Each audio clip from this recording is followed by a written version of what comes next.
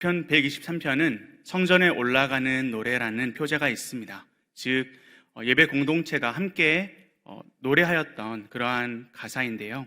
그러면서도 개인의 간절한 기도가 담겨져 있습니다. 우리 이 숫자를 기억하시지요? 우리가 2023년을 시작하면서 우리가 이 숫자를 한번 외쳤습니다. 앞에 나오는 숫자 23123 기억하시죠? 네, 바로 시편 23편에서 목자이신 예수님, 그 예수님을 의지하는 그 복을 진정으로 누리기 위해서는 1, 2, 3이 필요하다. 그래서 오늘 본문이죠. 시편 123편이 우리에게 필요하다. 시편 123편의 열망, 그 간절함으로 나아갈 때에 23편을 누릴 수 있다라고 우리가 마음에 새기며 시작하였습니다. 그래서 23편을 오늘 이 시간 마음에 새겼으면 좋겠습니다. 그리고 23편을 자세히 볼 때에 우리의 심령과 우리의 삶 가운데 23편의 은혜가 충만할 줄로 믿습니다. 오늘 123편은 1절과 2절 그리고 3절과 4절 이렇게 두 절씩 구분해서 볼 수 있겠는데요. 우리 먼저 3절과 4절을 보는 것이 이해하기가 쉽습니다. 그래서 3절과 4절의 말씀을 다시 한번 함께 읽도록 하겠습니다. 여호와여, 우리에게 은혜를 베푸시고 또 은혜를 베푸소서. 심한 멸시가 우리에게 넘치나이다. 안일한 자의 조소와 교만한 자의 멸시가 우리 영혼에 넘치나이다. 아멘. 오늘 말씀 제목이 SOS, 은혜를 베푸소서입니다. SOS라는 긴급 구조를 요청해 보신 적 있으십니까? 긴급 구조를 요청할 만한 상황이 저와 여러분에게 없기를 바랍니다. 그러나 SOS라는 그러한 긴급 구조를 요청하는 그 순간에는 우리의 외모도, 우리가 가지고 있는 모든 것들이 다 필요가 없습니다. 그 순간에는 물만 필요하고요. 그 순간에는 숨을 쉴 수 있으면 감사하고요. 그 순간에는 절체절명의 위기 가운데 있기 때문에 어서 구조하는, 나를 구해줄 만한 사람이나 구조대가 가장 필요한 순간인 것입니다. 바로 그러한 간절함으로 외치고 있습니다. 그 이유가 무엇일까요? 4절에 등장합니다. 그렇게 괴롭히는 사람, 그렇게 긴급 구조를 외칠 만큼 그렇게 힘들게 하는 자들이 등장합니다. 바로 안일한 자와 교만한 자입니다. 이 안일한 자와 교만한 자라고 하는 이 단어가 쓰인 성경들을 좀 찾아봤습니다. 먼저 이사야 32장 9절인데요. 이사야 32장 9절에 보시면 너희 안일한 여인들아 일어나 내 목소리를 들을지어다. 너희 염려 없는 딸들아 내 말에 귀를 기울일지어다 라고 되어 있습니다. 즉 안일한 여인은 염려 없는 딸인데요, 걱정거리가 없는 자들. 그런데 그들은 그저 걱정거리가 그냥 없는 것이 아니라 영적으로 게으른 자들을 뜻하는 것입니다. 즉 회개하지 않는 자들, 그래서 교만함에 빠지는 자들을 말하는 것입니다.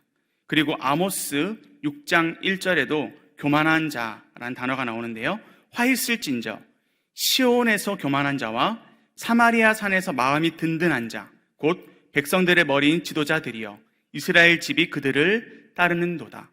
여기서 나오는 안일한 자, 교만한 자는 지도자입니다. 유다의 지도자, 이스라엘의 지도자. 이 지도자들의 특징은 무엇입니까? 타락하였습니다. 그리하여 교만하고 그들의 마음이 든든한데, 즉 그들이 의지할 돈과 권력과 명예가 다 갖추어져 있는데 이들은 그 주어진 모든 것들을 자신의 욕심을 위해 쓰는 자들임을 우리는 아모스서를 통해서 볼 수가 있습니다. 그리고 스가랴 1장 15절에도 안일한 자들이 나오는데요, 이들은 이방 나라들입니다.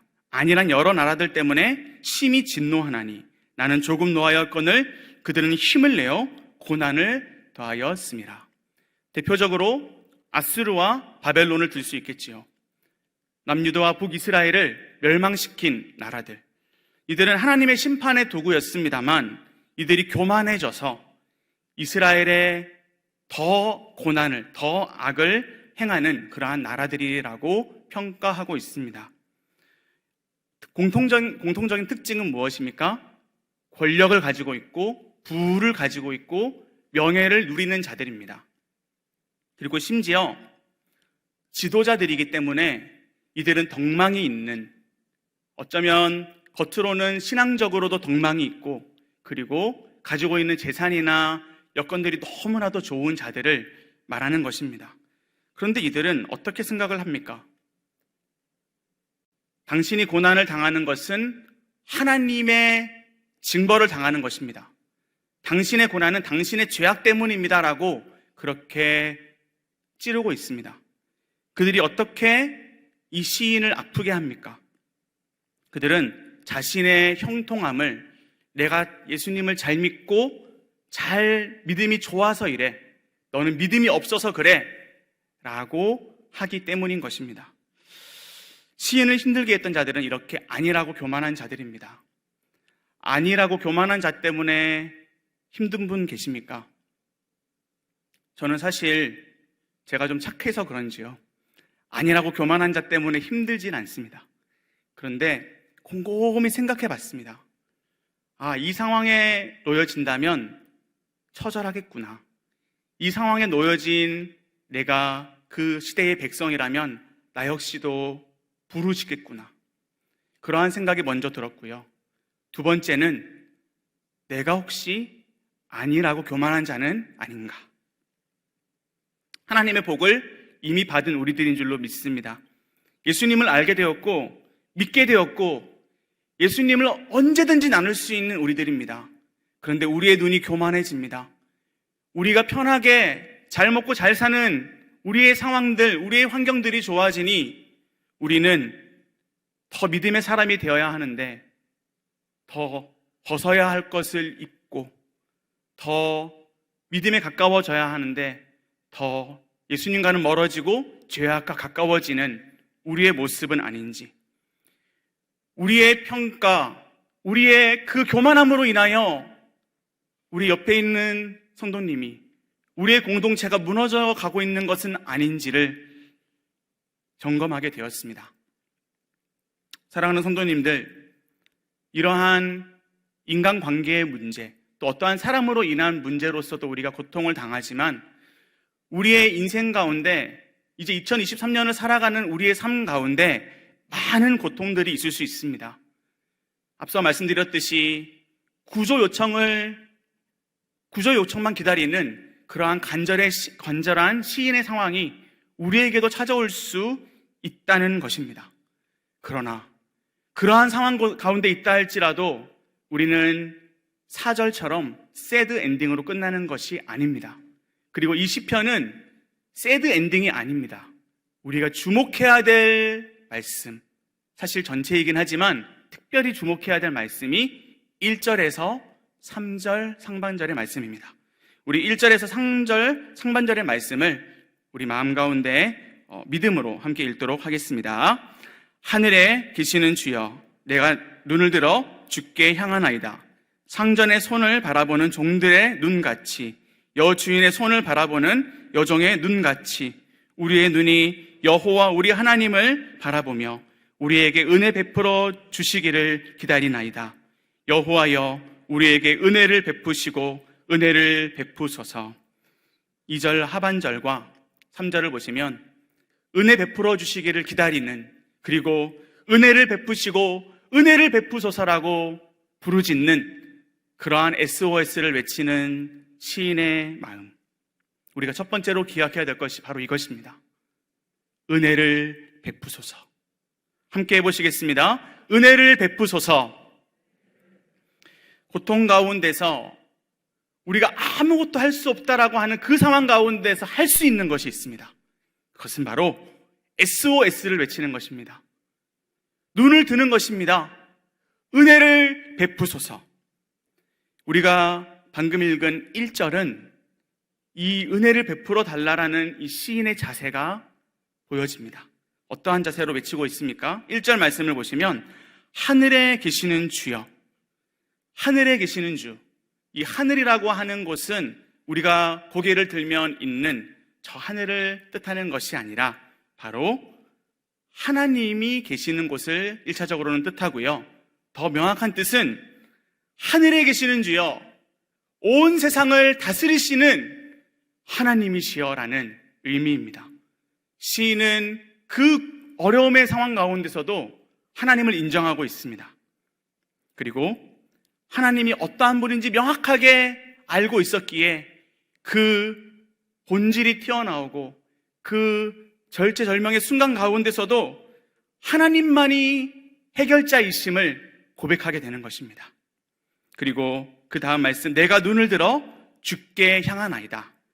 이것은 어떠한 뜻이 있습니까? 바로 내가 지금만 하나님 찾는 것이 아니라 내가 어제도 찾았고, 내가 한 달 전에도 찾았고, 내가 1년 전에도 찾았고, 내가 평생에 찾을 하나님, 그 하나님만 계속 붙잡을 것입니다. 내가 쭉 그래왔듯이 내가 지금도 그렇게 간절합니다. 하나님, 은혜를 주십시오. 은혜를 베풀어 주십시오. 그러한 자세인 것입니다. 사랑하는 성도님들, 고통을 당하고 계십니까? 어쩌면 고통이 우리 눈앞에 다가올지 모르겠다라는 두려움이 있으십니까? 그 모든 상황이 하나님의 손 안에 있음을 반드시 기억하십시오. 우리의 모든 고통, 우리의 모든 상황은 하나님의 손 안에 있습니다. 우리 하나님께 우리가 그 어려운 상황 속에서도 나아갈 수 있는 것입니다. 우리 마지막 두 번째는 바로 종의 눈을 달라라는 외침입니다. 함께 해볼까요? 시작. 종의 눈을 주옵소서. 종의 눈을 주옵소서. 이것이 우리가 기도해야 할 제목이 되어야 하는 줄로 믿습니다. 우리 2절 말씀입니다. 함께 읽겠습니다. 상전의 손을 바라보는 종들의 눈같이, 여주인의 손을 바라보는 여종의 눈같이 우리의 눈이 여호와 우리 하나님을 바라보며 우리에게 은혜 베풀어 주시기를 기다리나이다. 아멘.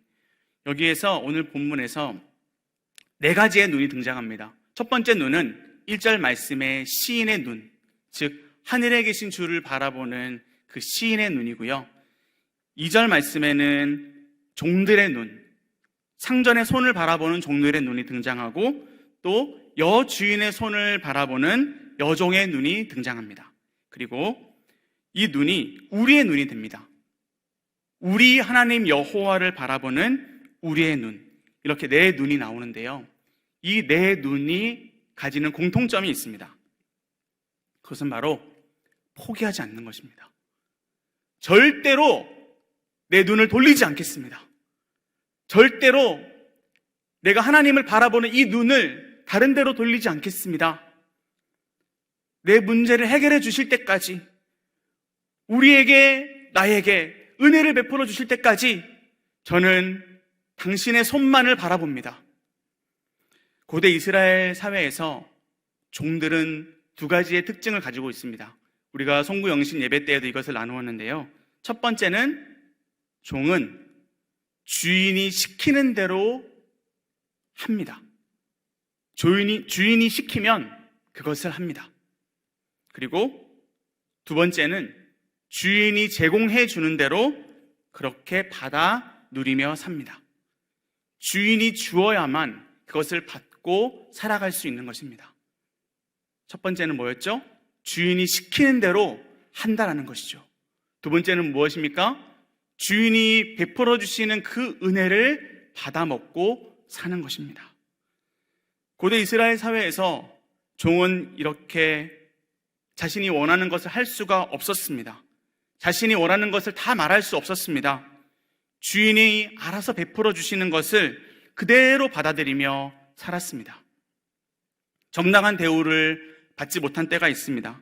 그때에도 불평하지 않았고, 누군가 자신을 불공평하게 대할 때에도 자신이 직접 싸우지 않습니다. 주인에게 맡깁니다. 나의 억울한 이 싸움 가운데 주인님 개입해 주십시오. 싸워 주십시오. 사랑하는 성도님들, 너무나 감사하게도 우리의 주인님은 참 좋으신 하나님이십니다. 하나님은 우리의 아버지이시며 우리의 주인이십니다. 우리의 하나님은 우리의 아버지시며 우리의 주인이십니다. 이 주인의 손길이 어떻습니까? 우리를 억압하고 압제하는 자신의 명예와 권력을 사용하여 우리를 억누르는 그러한 주인입니까? 너무나도 위대한 권위, 세상에서 가장 높으신 그분이 우리를 위해서 베푸십니다. 자비를 베푸시고 은혜를 베푸십니다. 사랑하는 성도님들, 종의 회복은, 종의 삶은 주인에게 달려 있습니다. 오늘 우리의 SOS, 우리 주님께, 우리 예수님께, 우리 아버지 하나님께 외치며 그렇게 간절히 종의 눈을 회복하여 나아갈 때에 우리는 반드시 하나님의 살아계심을 경험하게 될 줄로 믿습니다. 마지막 기도 제목은 이 우리의 간절함이 이 시인의 고백처럼 우리의 눈이 되게 하소서. 나의 눈이, 나의 종의 눈이 이제 우리 가정의 눈이 되게 하시고, 개인과 가정과, 그리고 그 다음 뭐죠? 창신교회가, 개인과 가정과 창신교회가 이 종의 눈을 가지게 된다면 우리의 모든 염려의 눈이 안식의 눈, 평안의 눈으로 회복될 것입니다. 우리에게 이 간절함이 회복된다면 시편 23편의 복이 얼마나 우리에게 놀랍게 펼쳐지고 있는지를 우리는 보게 될 것입니다. 우리 375장을 찬양하실 텐데요, 이 찬양의 이야기를 잠깐 들려드리겠습니다. 제가 부산에서 7년간 섬겼던 초량교회라는 교회가 있는데요, 이 교회는 부산 최초의 교회이며 한강 이남의 최초의 교회입니다. 그 교회를 설립하신 윌리엄 베어드라는 선교사님을 들어보셨을 것입니다. 숭실대학교를 또 설립하셨지요. 그 아내 되시는 애니 베어드 선교사님이 바로 375장을 작사하셨습니다. 그 배경은 이렇습니다. 선교 활동을 하던 중에 채 2달이 되지 않은 아이가, 딸 로즈인데요, 이 로즈가 질병으로 죽게 됩니다. 그 답이 없는 상황. 딸까지 죽었습니다. 내 남편은 선교를 한다는 그 이름으로 여기저기 다닙니다. 너무나 외롭습니다. 저는 무엇을 해야 할까요? 저에게 주신 이 달란트와 공부와 나에게 주신 딸까지, 자녀까지 하나님 다 쓸모없게 데려가셨는데 저는 어떻게 해야 합니까? 은혜를 주십시오. 답이 없습니다. 그러한 선교사의 고난, 그러한 선교사의 희생의 눈물, 그것이 우리 창신교회를 세운 눈물인 줄로 믿습니다. 사랑하는 성도님들, 우리의 고난과 우리가 의를 위하여, 하나님을 위하여, 예수님을 위하여 받는 핍박은 반드시 열매가 될 것입니다. 그것이 씨앗이 되어 자라나서 열매를 맺게 할 것입니다. 오늘 이 시간 이 찬양을 부르면서 우리 함께 우리의 기도 제목을 간절히 하나님께 내어놓읍시다. 그리고 우리 안에 혹시 잘못된 것이 있다면 그것도 하나님께 내어놓읍시다. 간절한 심령으로 우리 함께 찬양하시겠습니다.